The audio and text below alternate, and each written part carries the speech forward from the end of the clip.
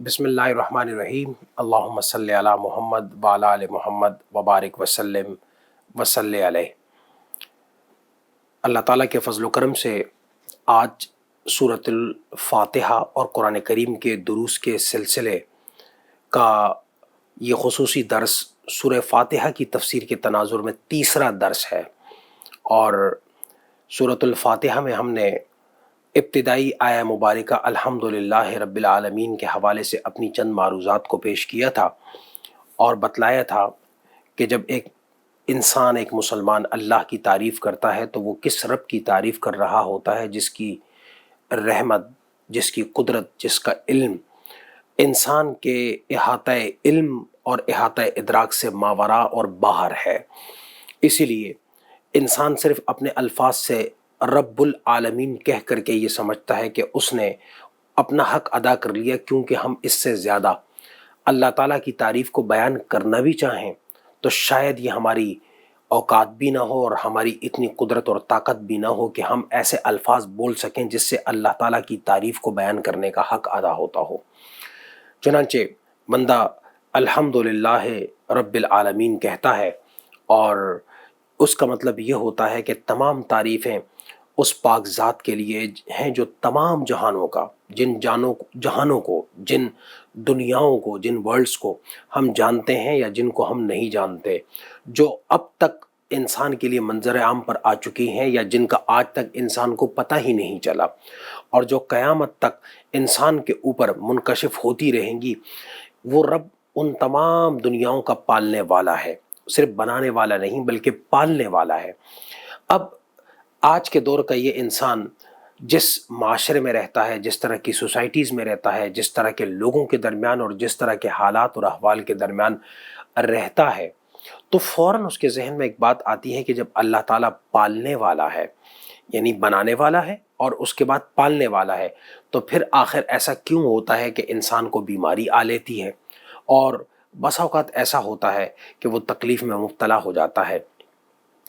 تو بحیثیت مسلمان ہمارے ذہن میں یہ بات بالکل واضح رہنی چاہیے کہ اللہ تعالیٰ نے یہ دنیا جنت نہیں بنائی ہے، بلکہ جو کچھ انسان اس دنیا میں کر رہا ہے اور کرتا ہے اس کی بنیاد پر جنت اور جہنم کا فیصلہ اللہ کی طرف سے کیا جائے گا۔ چنانچہ دنیا کے اندر اللہ تعالیٰ نے خوشی کے ساتھ غم کو رکھا ہے، اور اچھائی کے ساتھ برائی کو رکھا ہے، انسان کے ساتھ سکون کے ساتھ بے سکونی کو رکھا ہے، صحت کے ساتھ بیماری کو رکھا ہے، زندگی کے ساتھ موت کو رکھا ہے۔ غرض ہر وہ چیز جسے انسان اپنے لیے دنیا کے اعتبار سے بہتر سمجھ کر کے توقع کرتا ہے کہ شاید میں اس کا مستحق ہوں اور مجھے پوری زندگی اپنی حیات وہ اطمینان کے ساتھ، صحت کے ساتھ، عافیت کے ساتھ، سلامتی کے ساتھ، دولت کے ساتھ، قوت کے ساتھ، طاقت کے ساتھ، ثروت کے ساتھ، عزت کے ساتھ گزارنی چاہیے، تو انسان خواہش ضرور کر سکتا ہے، لیکن زندگی کے بہت سارے معاملات اللہ تعالیٰ نے امتحان کی وجہ سے ایسے بنائے ہیں کہ انسان چاہے یا نہ چاہے وہ اس کا شکار ہوتا ہے۔ وہ خوشی کی ایک زندگی گزار رہا ہوتا ہے، لیکن اچانک کہیں سے غم کا ایک دریا ابل پڑتا ہے اور اس کی پوری خوشی اور خوشیاں ملیاں میٹ ہو جاتی ہیں۔ انسان سکون میں ہوتا ہے اور پھر اچانک ایک ایسا واقعہ ہوتا ہے کہ اس کی پوری زندگی کا سکون تہ و بالا ہو جاتا ہے۔ انسان بہت اچھے منصب پر عزت کے ساتھ کام کر رہا ہوتا ہے، لیکن زندگی میں اچانک کچھ واقعات، حادثات، سانحات ایسے رونما ہوتے ہیں کہ وہ اس کی عزت اور اس کا وہ منصب وہ ہلنے لگ جاتا ہے، اور اسے لگتا ہے کہ زندگی کی اساس، بنیاد اور زندگی کی اس کی بقا کی جو اصل بنیادیں ہیں وہ سب کی سب ہلنا شروع ہو گئی ہیں۔ تو اللہ تعالیٰ نے بنیادی طور پر اس زندگی کو اور دنیا کے اندر رہنے کے اس دورانیے کو یہ جنت کبھی قرار نہیں دیا۔ انسان اپنے طور پر یہ کوشش ضرور کرتا ہے کہ وہ اپنی اس دنیا کی زندگی کو جنت بنا ڈالے، لیکن اللہ کی طرف سے، اسلام کی طرف سے اس بات کا قطعاً نہ کوئی وعدہ کیا گیا ہے اور نہ اس طرح کی کوئی تعلیم اہل ایمان کو، مسلمانوں کو دی گئی ہے۔ چنانچہ رب العالمین جب بندہ کہتا ہے تو اس کے ذہن میں اور اس کے پیش نظر یہ بات بھی ہوتی ہے کہ جب اللہ تعالیٰ ہمارا رب ہے تو اسے تو ہماری ہر بات کو سننا چاہیے۔ ہم دعا کرتے ہیں اس کے حضور، بہت سارے لوگ گڑ گڑاتے ہیں،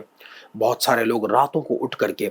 دعا کر کے اپنے رب کے حضور اپنا استغاثہ، اپنا مطلب، اپنا مدعا، اپنی تکلیف، اپنی پریشانی اور اپنے معاملات، اپنے رکاوٹوں کو رفع دفع کرنے کے لیے دعا کرتے ہیں، لیکن اس کے باوجود ان کو زندگی میں محسوس یہ ہوتا ہے کہ شاید ان کی دعا کو قبول نہیں کیا جا رہا ہے۔ تو کیا یہ اس بات کا لازمی تقاضا نہیں تھا کہ اللہ تعالیٰ بندے کی دعا کو قبول کرتا؟ تو اس کا جواب یہ ہے کہ بندہ اللہ کا محتاج ہے، اللہ بندوں کی چاہتوں کا محتاج نہیں ہے۔ اللہ وہ کرتا ہے جو اس کی رضا ہو۔ بندے کی رضا کیا ہے؟ اللہ تعالیٰ اس کو پورا کرنے کے لیے کسی بھی صورت میں پابند نہیں ہے۔ اور دوسری بات،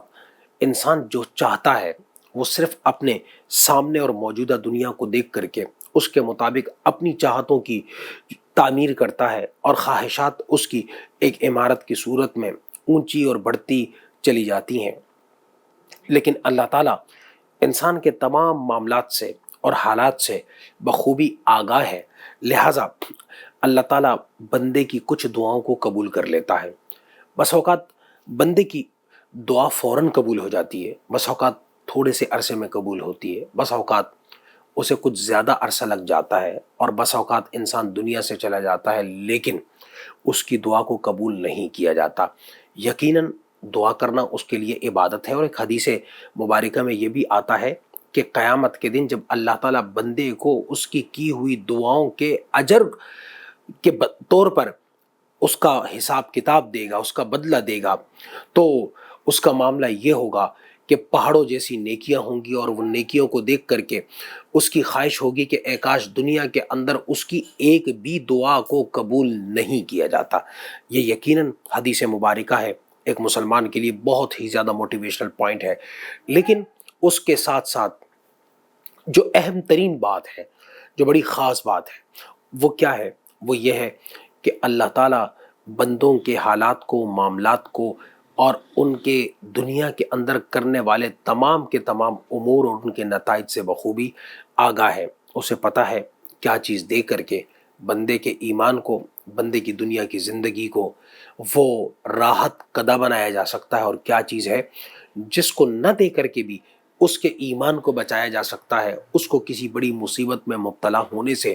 بچایا جا سکتا ہے، اس کے آزمائش میں پڑ جانے سے اس کو محفوظ رکھا جا سکتا ہے۔ میں اور آپ ہو سکتا ہے کہ سونے کے پہاڑ کو حاصل کرنے کی تمنا کریں، اور ہماری چاہت ہو کہ اللہ تعالیٰ ہماری یہ دعا سن لے، ہماری چاہت ہو کہ ہمیں کوئی بہت بڑا عہدہ مل جائے، ہماری چاہت کہ ہمارا بہت بڑا کاروبار ہو،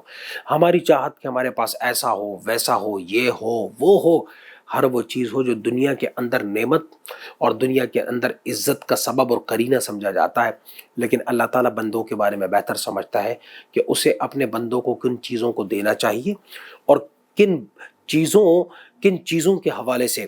اسے محروم کر دینا ضروری ہے، تاکہ اس کا ایمان اور اس کی عزت اور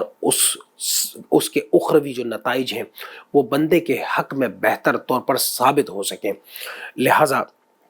اللہ تعالیٰ رب العالمین ہے، اور اس میں کوئی شک کی بات نہیں ہے، لیکن رب العالمین ہونے کے ساتھ ساتھ بندوں کے تمام معاملات سے بخوبی وہ آگاہ ہے، وہ بندوں کے تمام حالات کو جانتا ہے، وہ بندوں کی دعاؤں کو سنتا بھی ہے، بندوں کی عبادات کو قبول بھی کرتا ہے، لیکن بندوں کو کیا ملنا چاہیے اور کیا نہیں ملنا چاہیے اس کا فیصلہ اس نے خود کرنا ہوتا ہے۔ یہ کوئی انسانوں کی کوئی ڈیموکریٹک جیوری نہیں ہوتی کہ وہ بیٹھ جائے، یا کوئی اسمبلی نہیں ہوتی کہ وہ جمع ہو جائے اور پھر وہ فیصلہ کر کے اللہ کو بتائے کہ جناب ہم نے یہ فیصلہ کر لیا، اب نعوذ باللہ من ذالک آپ اس بات پر مجبور ہیں کہ ہم سب کے متفقن علیہ فیصلے کو، یونینیمس فیصلے کو آپ قبول فرما لیں۔ ایسا کچھ نہیں ہے۔ اللہ تعالیٰ جو کچھ بندے کے لیے بہتر تصور کرتا ہے، اس کے دین اور ایمان کے لحاظ سے، اس کے دنیا اور آخرت کے لحاظ سے، اور اس کے دنیاوی اور اخروی نتائج اور مفادات کے لحاظ سے وہ اپنے بندوں کو وہ عطا فرما دیتا ہے، اور جس چیز سے بہتر سمجھتا ہے کہ اس کو محروم کر دیا جائے تاکہ اس کی اخروی محرومی اور ابدی محرومی سے اس کو بچایا جا سکے، بندے کو وہ پوری زندگی اس سے محروم رکھ کر کے آخرت کے اندر اسے بطور نعمت کے اپنے بندوں کو عطا کر دیتا ہے۔ اس لیے اللہ تعالیٰ اور رب العالمین ہے، اور وہ رب العالمین اس کی یہ صفت ہے کہ وہ بندوں کی سنتا بھی ہے، وہ بندوں کو دیتا بھی ہے، عطا کرنے والا بھی ہے، اور ہمارے دن رات کی ضرورتوں کو پورا کرنے والا بھی ہے۔ اللہ تعالی ہمیں قرآن کریم کے اس آیہ مبارکہ جو اس کی پہلی آیہ مبارکہ ہے، اس کے معنی اور مفہوم کو سمجھنے کی توفیق عطا فرمائے۔ آمین۔ وما علینا الا البلاغ